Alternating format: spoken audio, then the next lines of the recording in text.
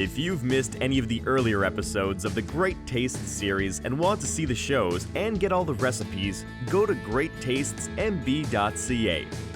Watch them when you want to watch them.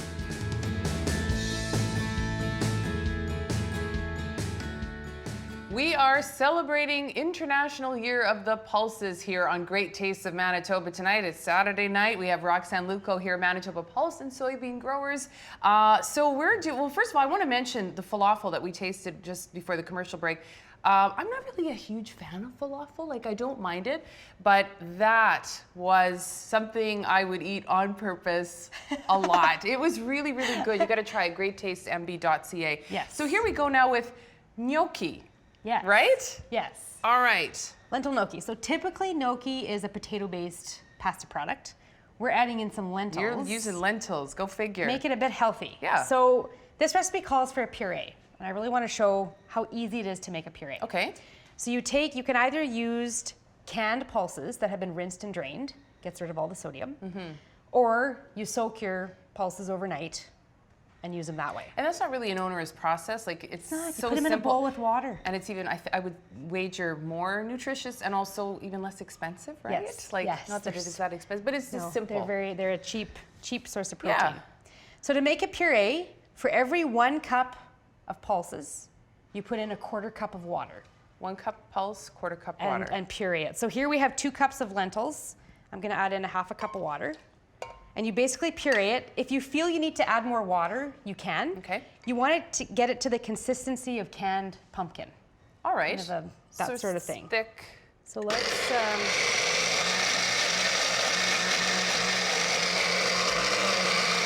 you probably need to mix it up. Always a crapshoot, hey, with the appliance. If it's an appliance you don't use all the time, right? Even with your own sometimes, But they surprise you. I came with puree that's You're ready, so we're prepared. good to go. You can kind of see how it's. The nice thing about puree, it's freezer friendly. Yeah, this is cool. Like I never would have thought of like making this with like batch pureeing. Absolutely batch puree. I would do a full blender full. If your recipe calls for 1 cup, freeze it in your old sour cream containers or whatever. Yeah. It's good in the freezer for 6 months, and then you just pull it out when you want to make the recipe. Use what you need and then freeze the rest. That's Yes. so you've got nutritious and it's right there ready to go. So this is a 5-ingredient recipe. Okay. So simple. So we're gonna move over to the food processor. All right. We've got some goat cheese. You're adding some sea salt and dried rosemary. Okay. And we're gonna add our cup of lentil puree. The most important part, and I almost Yes. forgot it. But I love the goat cheese. Like that's super exciting. You're so jazzed about these. This is like, oh, she's like, this is the best. So I'm looking very forward to trying this. Okay. So you just basically process it until it's mixed together. Doesn't take much. There you go. That's probably good. Good? It's mixed up. All Let's we'll dump it in the bowl, and then we're gonna add some flour. Okay. How does the blade come out So here? pulses are just so. I think you just lift it straight up. Okay. Well, the blade's still we in can there. keep Does it that in there. matter? Okay. So pulses are. We talked earlier about how they're good for the planet.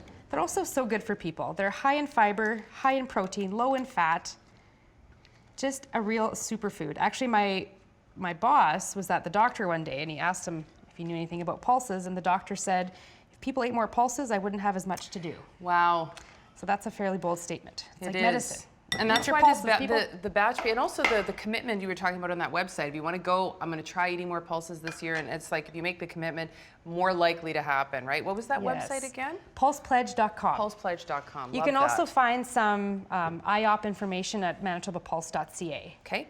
But yeah, Now- so now we're folding in 3/4 cup of flour. All right. You want the dough to be tacky but manageable. For this particular recipe, I like a good thick puree.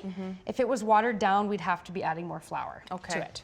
So I'm gonna try to just get this mix a little bit better. And then sometimes if you add too much flour, this is kind of the problem that I run into sometimes, anything that requires like a dough consistency, is that sometimes if you add too much flour, then it gets tough, right? It kind of gets that. So if you can see here, I kind of got it where it's like kind of a sticky dough ball, basically. Right, yeah. So now we want to roll it into long, thin tubes. Now a trick with this, because it's a sticky dough, is to dip your hands in some flour. Right. You grab a little handful here. And you then just make it roll up that like this. way. I don't know if this is the technical way, this is my way. That's the Kinda Roxanne works. way. So well, you get like a tube going on. you've put it already on successfully made some, so we'll go on the assumption that it's okay. So you put it on a floured surface, Right. cutting board, whatever. And then you're talking about like you kind of squeeze it down with a fork, right? Is Yeah, that right? you want to indent it a bit. And what's the reason for that? There's actually like a reason. The sauce kind of Yes, clings it to helps it. hold on to the sauce. Okay. Yes. All right. They actually make something called a gnocchi paddle.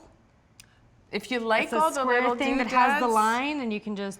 Oh, that's something you gotta this get. Works. Use a fork. For sure. And then cut it into 1-inch pieces. I like it already. It's very pillowy. It's like a Yeah. light.